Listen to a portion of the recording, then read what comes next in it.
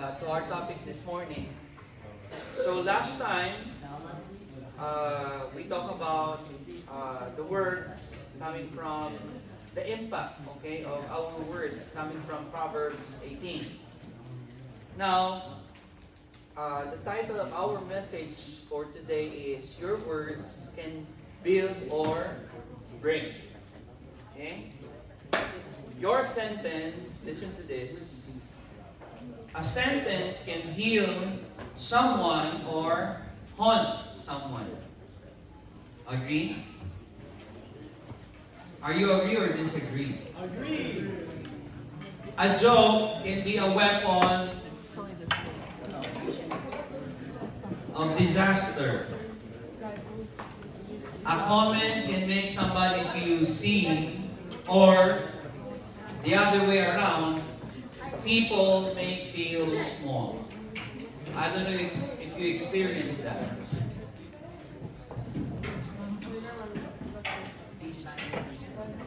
Now, as a believers, as a follower of Jesus Christ, listen to this. God cares about what comes out of our mouth. Hello, words. Okay? God cares more about what comes out of your mouth because your words are connected to your heart. You know that? Following Jesus means we don't just avoid. How do you pronounce that word? Okay. It means we learn to speak like people who have been changed by the grace of God. And what do you mean by the grace of God? We are truthful, we are courageous, we're kind, our words are clean, not dirty. Tell the person next to you, not dirty. What we say matters. Even in the social media, now we are in a generation, your generation, who are really good when it comes to different social media platforms. We live in easy to not see people as people, and instead we see them as a name on our screen or a number. It's easy to say words, okay, in social media. But try it to, especially if it's, will cause harm to the person that you want to offend or you want to break. But try it face to face. Is it easy? Huh? Is it easy to say words that will break or will cause harm to the person face to face? Di ba mahirap? Pero ang dali when it comes to social media. Ang dali magparinig. No? Yung indirectly, paparinggan mo yung tao. It is important to remember that when we say things, we're saying them to people made in the image of God. Remember our topic? That we are created by the image of God. So whenever you say bad things, whether to your family, to your friend, to your schoolmate, believers or non-believers, remember that God, created that person in His own image. We should be uplifting people, not tearing down people. Okay? We should build up. Say it with me, build up. Build up. Okay? Are those words that come out in our mouth are encouraging words or words that offend people, hurt people? So let's go to our first passage, found in Ephesians chapter 4, verse 29. And it says, let's read it all together. 1, 2, 3, go. Do not let any unwholesome talk come out of your mouths, but only what is helpful for building others up. So do not let any unwholesome words, unwholesome stories, unwholesome joke, sarcasm. Sino dito mga sarcastic? Or yung mga pilosopo, Alam niyo yun, pag sinabang pilosopo naman ito, may mga ganun mga tao. Okay? Ang galing nila when it comes to philosophy. So Paul was reminding the Ephesian believers that as a believer, as a follower of Jesus Christ, if you're saying that you're a disciple of Jesus Christ, your mouth, your words, okay, will bring life, will bring truth.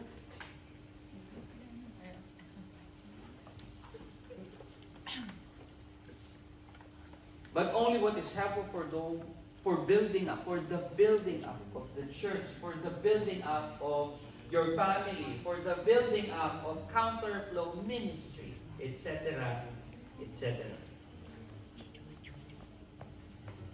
Let's explain this verse. Here, Paul was saying to the Ephesians that, God's standard when it comes to, it says that it is not just not bad, but it's helpful in its building. It's a what do you call this one? The grammar, the kind of mood, it's a present active. Okay? So when you say present active, what does it mean? What does it imply? It's a continuous, right? Continuous daw, present active na eh. Sino dito mga magaling sa English? Pag sinabi yung moods ng words or tenses present active, okay? Especially verb, diba? Ibig sabihin, yung action na yon hindi lang natapos, kundi it's continuous. Not only yesterday you will do that, but today and even forever, tomorrow. So Paul was reminding the Ephesians, even to us, believers, that we should build up people using our words. Your words are supposed to give grace. There's a word that you season it with salt. Do you know that verse? I forgot. I think it's in Colossians. You check GPT na lang. When you say words, when you speak, okay, it must be true, it must be crystal clear, and you season it with salt. What is the result or what is the effect when you put salt on food or something that you eat? It becomes salty daw. Of course, salt na. It becomes tasty. Sabi ni tasty, sorry. Diba? It tastes good kasi very blunt kapag walang salt eh. Tama ba? Some other people, they're not contented with salt. They put pepper, yes. Thank you, Chava. You put pepper and salt. Magic sarap. MSG. Magic sarap. Yeah, that's... Makatawa ka, Elijah. Narinig ko lang yung MSG, magic sarap eh. Di ba? Pag nilagyan mo ng pepper, ng salt, ng MSG, magic sarap, anong nangyayari sa food? Sumasarap. Dapat ganun daw ang napipintong mga tao pag nakikipag-usap ka sila. When you talk to your family, your classmate, your small group, sorry, and I'm not angry. Ganun na si Ellen. Sorry. Let me just say it in a calm way. Akala ko kasi nag-preach ako eh. Dapat ganun daw when we talk to people. Dapat yung napipili na parang ang sarap naman ang sinasabi ni Kuya CJ. Ang sarap naman ng mga words na sinishare ni Ate Zemira. Nakaka-encourage. Okay. Let's use the word. Nakaka-encourage naman yung word ni Ate Angel. Diba? Nakaka-motivate yung sinasabi ni Andre. Wala. Hindi nakaka-motivate. Medyo. Words. Not shame, not cruelty, not passive-aggressive shots. Remember, sinabi ko last Saturday, when you put something or when you post something sa FB, any social media platform, Pag yan, na-send nyo na, na-post nyo na, wala na, bawian na. O sabihin mo, ano mo na, i-delete mo. Paano yung unang mga tao nakakita? Ay, di ba yung leader yan? Doon sa may counterflow.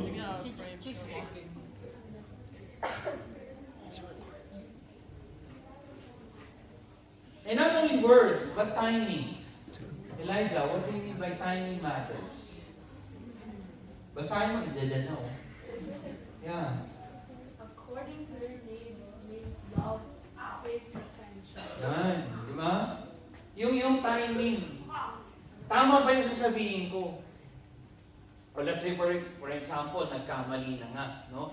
Kinorek na ni Pastor Edman, pinagalitan na ikaw talaga, Dre, wala ka talaga dito. Example lang ha, ako nire-record ako ni Cynthia. Pinagalitan rin ni Pastor Edman. O di, papagalitan mo ba ulit? Eh pinagalitan na nga, kinorek na nga.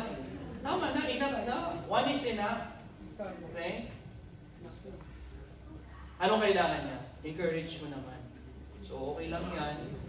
Lesson learned. Diba? Next time, you don't do it. Mga ganun bagay. Okay? Timing matters. According to the needs of those people that you love. You pay attention. Pay attention to the people around you. Baka yan hindi na nagsasalita. Baka yan kailangan na ng hindi lang simpleng hello. Baka kailangan na ng, alam niyo yung DMC? Hello? Hindi niyo alam yung DMC? How many of you here know the DMC? Yung term na DMC. So may generation nyo yan, DMC. Deep, meaningful conversation.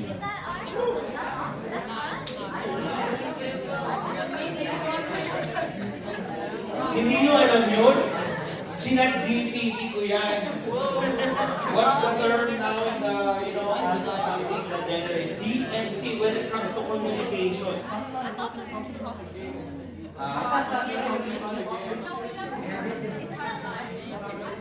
DMC, deep, meaningful conversation. Tama ba? Minsan kailangan ng mga tao ng DMC, deep, meaningful conversation. Hindi lang yung usapan na anong trending ngayon, anong uso ngayon. Yung deep, dapat, yung tumatago sa puso. Meaningful. After ng conversation, merong transformation na mangyayari. Amen ba? Kung nadi-discourage siya after your deep, meaningful conversation, mawawala yung discouragement. Or siguro, hindi man mawala yung discouragement, but step by step, you help the person na ma-encourage ulit, na makabalik sa muli sa dati niyang status. Okay ba kayo ng boys? Hindi lang sa girls yan ha. Applicable yan sa lahat. Deep, meaningful conversation. Pakishare din sa my family. Ha? Minsan yung mga magulang natin, yung mga parents nyo, nakakalimutan na ng DMC. Sabihin ng mga magulang, ano yung DMC? Inuro lang din ni Pastor Edman, deep, meaningful conversation.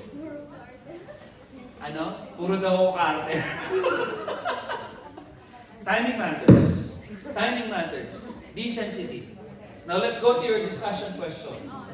Masyado na akong maraming sinasabi. There are 3 discussion questions about Ephesians chapter 4, verse 29. So please discuss with your group mates and share and be a blessing. Okay, I'll give you 15 minutes. 15 minutes, Kuya Paul. 3 verses 5 to 10, quiet. James chapter 3, verses 5 to 10. Let's read it with our group mate, with our D group, small group sorry. Very difficult for us to control our tongue. To tame your tongue. Okay? But James was saying that since we are a follower of Jesus Christ and we have the Holy Spirit in us, the Holy Spirit who gives the fruit. What kind of fruit? self-control. If you allow the Holy Spirit to control your tongue, okay? What happened? Hello, may sources na dito. The Holy Spirit can control your tongue. If you allow the Holy Spirit to fill in, okay? To lead you, to guide you. But, Nathan? But, in the other way around, the opposite. Look at this. James is simply explaining that once a believer, okay, most of the time, do not control his or her words. It means that you don't allow God to control you. Yun lang yung sinasabi ni James dito. And if we don't allow God to control us, then we sin. Why? Because the moment we pray that, Lord Jesus, remember that word? We remember that prayer? Lord Jesus. What's the next word? What's the next? I accept you as my Lord and Savior. Your now is the one who will lead my life. Do you remember that prayer? And whenever you allow your tongue to say words that will break people, then we sin.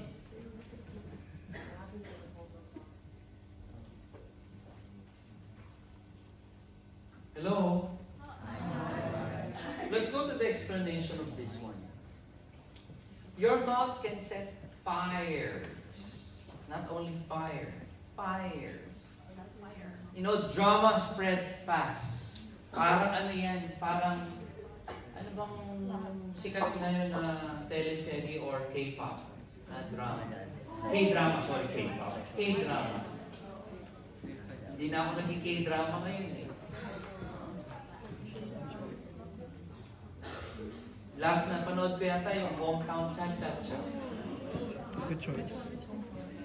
Di ba pag maganda yung story, it will talaga, uy, panoorin mo! Oy guys, please watch this. It's really nice. Diba? Same with the tongue. Full of drama, full of lies, full of gossip. It spread very, very fast. Kaya kinompare siya sa may fire. Konting spark lang. It can lead to a wildfire. Excuse me, what is happening here? Guys, that's not a good example. If you want to fart, you can go outside. My gosh, I can smell it from here. That's not encouraging from your members. You're poisoning them.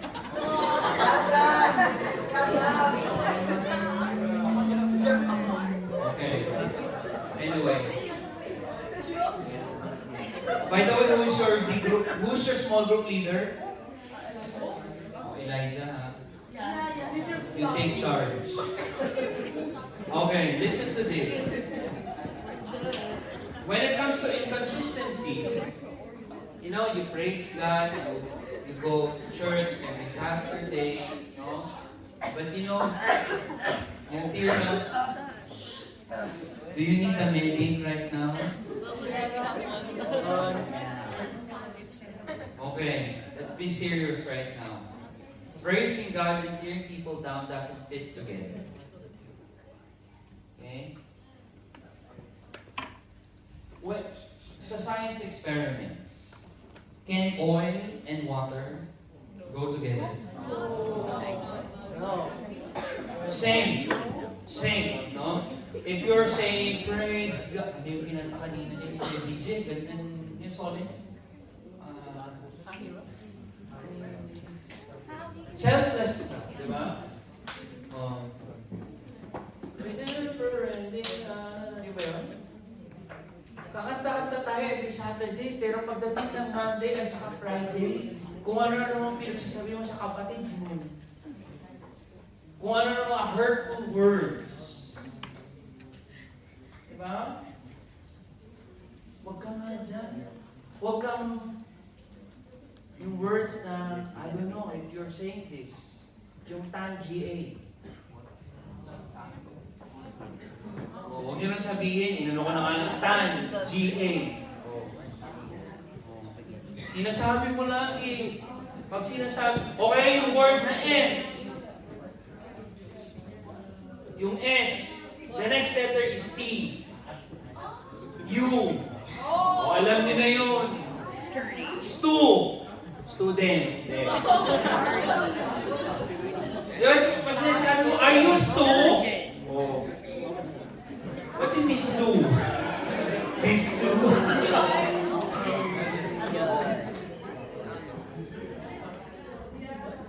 So be careful when you say words. Yung mga dirty jokes, mga lalaki dyan, o sexy mo ngayon ah. Lalaki na sexy.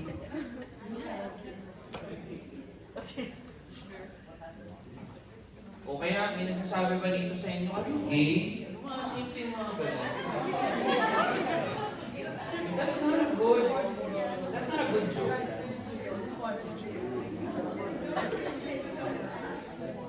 Okay, ito.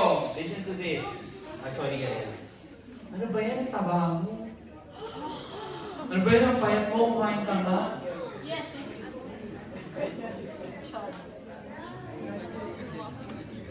Sorry ah. Okay? During my time in high school, as a high school teacher in Christian school na yan ha, I have a student. Sorry. I have a student, whenever, you know, he see his classmate, oh, fat and cow. Very mean. Very mean. So God wants integrity. Same faith at church and in the group chat. Mga pinag-send nyo, mga minsan may emoticon pa, di ba? Emoticon ng pig, di ba? Emoticon ng kung ano-ano. Be careful. Let's go to the discussion question. And after your discussion question, guys, you can close in prayer, arrange the chairs, and then dismiss and